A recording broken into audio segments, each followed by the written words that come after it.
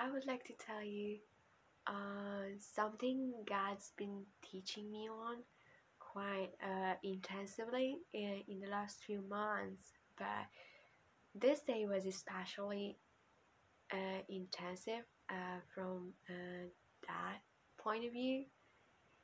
And this is a simple sentence Jesus keeps telling me. It's, I don't want you to be my slave. And growing up in a religious background and seeing so many bad examples, I feel like it really hits me. And especially when I spend time with Jesus and I feel like, oh, the presence is here. I can't move. I can't do my stuff. I can't do my tasks because he's here and now I'm not allowed to do other things. And sometimes I feel like pressured about it. And these are the situations when Jesus repeats it, like, I don't want slaves. Go wherever you want to go. Do whatever you feel like to. You're not my slave. If you feel like going shopping, I'm gonna go with you. You're not my slave. You don't need to stay at home and just be with me because you can be with me anywhere. You're not my slave. I don't keep slaves. and and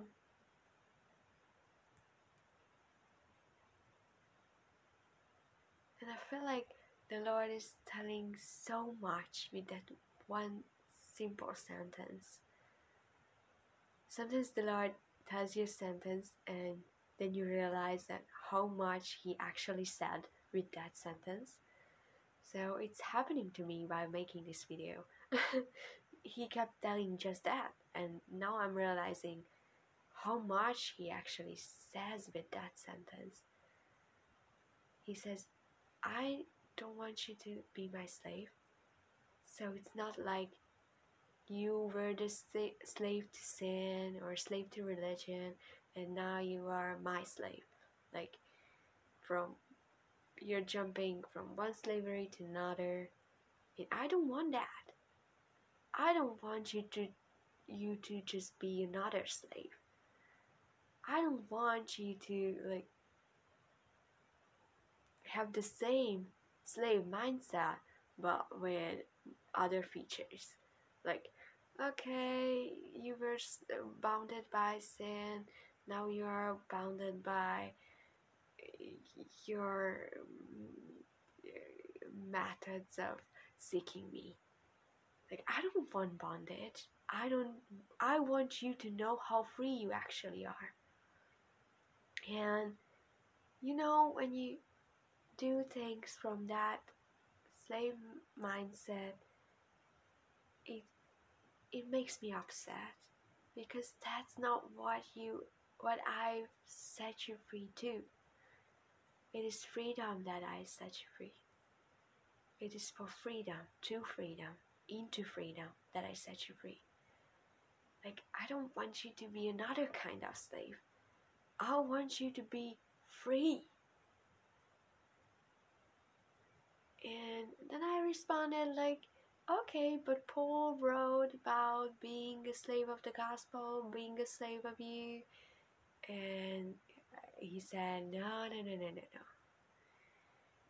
It wasn't like taking the same slave mentality and trying to serve me with the same slave mentality. It was like being compelled by love. It's another compelling force. I don't want you to be bound. And that reminded me of this Old Testament redemption of slaves thing. Like, on the day when they were redeemed, they were like told that they are completely free. They can walk away. They don't need to obey the Lord anymore. They don't need to do anything for the Lords, and they can build another home and live their own lives. They could do whatever they wanted to. And Jesus reminded me, like, you need to know how free you are before you can choose to be compelled by love to stay a slave. I want you to know how free you actually are before you start to act as a slave of love. I don't want you to jump from slavery to slavery. I want you to know what your freedom actually entails. Let me tell you that your redemption from the slavery of sin is not a contract with another slave master who is, of course, way much better, but still a slave master. You are not my slave. I didn't buy you to be my slave. I bought you to freedom. It means you could forsake me. You could leave me. You could leave my home. You can decide not to obey my commandments and still stay free. It's possible. Of course, if you choose a way much more worse slave master than me, you can be in a worse situation than you have ever been. But I still don't want you to think about yourself as a new kind of slave,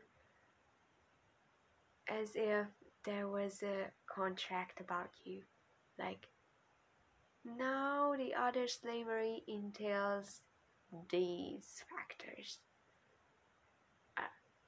Now, you don't have another contract, you have a gift.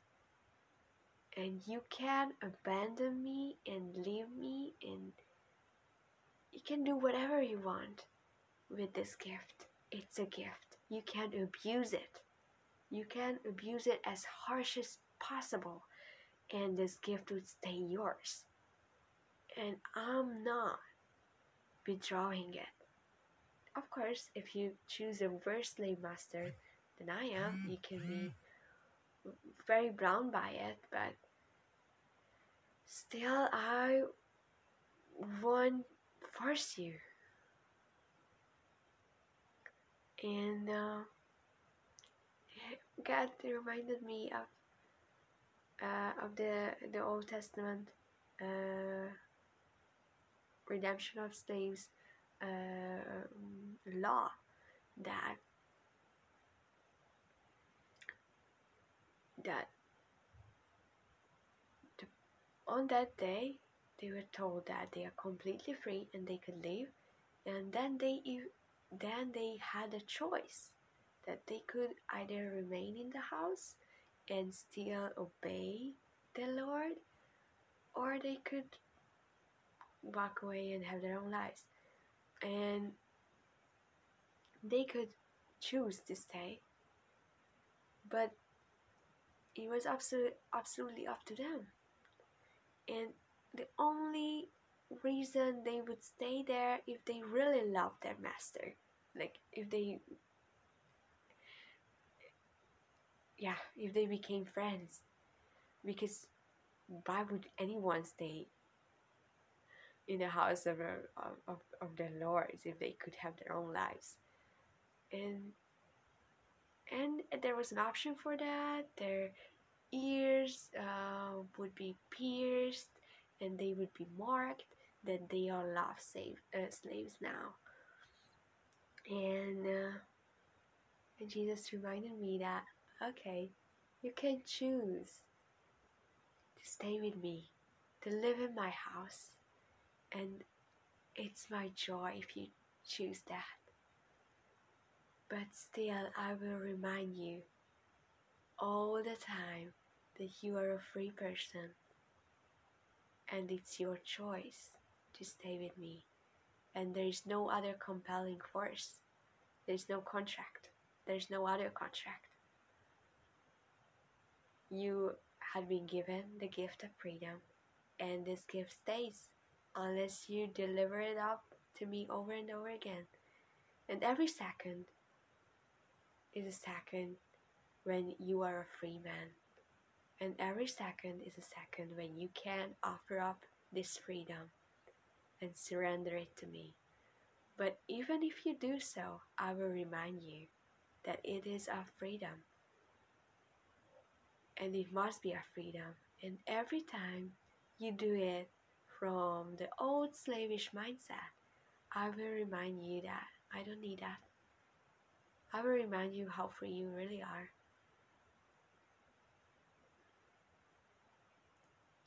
Because I don't want servants. I want lovers. And if you remain out of love, I'm exploding with joy that you stay. But there is no blessing, no gift, no understanding or revelation. I am withdrawing. You are a free man. There is no conditions.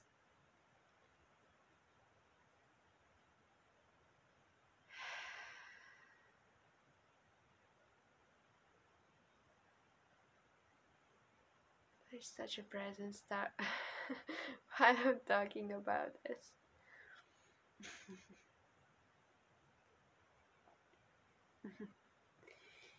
Yeah. Now it's your choice to stay a slave.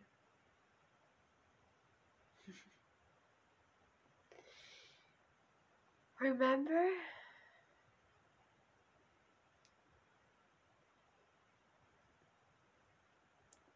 the prodigal son? He went home and he said he would be a slave. Remember what I've done? I didn't even hear it. I didn't even react to it. He was immediately the free man, the heir, the son again. I didn't accept this offer that he would be my slave. He would be at a very good house to be a slave in. That's why he came back. He thought it would be a good choice to go back to be a slave there. And I didn't accept that offer. I told him that no, you are my son. And probably this son outworked all the other slaves because he knew that it was his inheritance and it is his own land he's working on. But still, it was not in a slave mode, and the father didn't allow him the slave mindset. The slave mindset is what the older brother represents. I've been working here, and you didn't give me anything. You could have anything. God is so much against this slavish mindset. Hates it. He wants to destroy it. He told me, if you want to offer up your freedom or throw it away for me, you must first know it. If you know how free you are, then you can sacrifice it. I want you to know what you sacrifice. It cannot be a gift given to me without you owning it first. Like, it's like giving a gift. Oh, I've just received, I give it away. You need to own it. You need to know how free you really are before you say that, okay, I love you so much that I don't care about any other freedom than living with you so you can pierce my ears. I'm staying with you. He says, I don't allow any other compelling force but the compelling of love in terms of staying with me. And if you ever feel any other compelling force, like fear of losing a blessing, fear of losing my presence, then you need to repent. I mean, change your mind about it. Because that's not what I redeem you to. It is freedom that I set you free for. And there's no polishing up and sanctifying the old slavish mindset into a Christianese something. No. I'm not allowing that mindset in my house. It is my kingdom, and my kingdom works by the compelling force of love, because I am love, and that's how we roll. And if you use any other force but love, this action or thought is out immediately. The kingdom is righteousness, peace, and joy in the Holy Spirit. If something is not in those things, then it's out of the kingdom zone. Sometimes the devil tries to make us do the right things, like the will of God, our destiny, the things God called and created us for, from a slave mindset. And now, if you do what God told you to do, you feel so good about it. Like, I do God's will. Like, yeah, I'm in the will of God. And if you do it from any other reason, but being compelled by love to obey the voice of the Master and stay in his house because you know how free you are, and that you know that there is no conditions on the contract on your part expecting anything from you, then it's out. Then God just asks you, like, okay. When I get really frustrated and really feel like I'm doing the things of the Lord from like pressure or performance, Jesus just interrupts me and tells me, just stop it, please. Okay, it's not my kingdom anyway, like it stopped being my kingdom because it lacks joy. It's not from the compelling force of love. So just stop it. It's no longer my kingdom.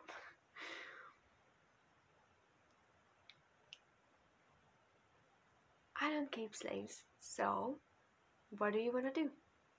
You want to go shopping? Okay, let's go shopping. You're not my slave. And every time you decide to be a slave, I remind you of how much you are actually not, and how much it can only be your choice. Otherwise, I won't accept it. Amen.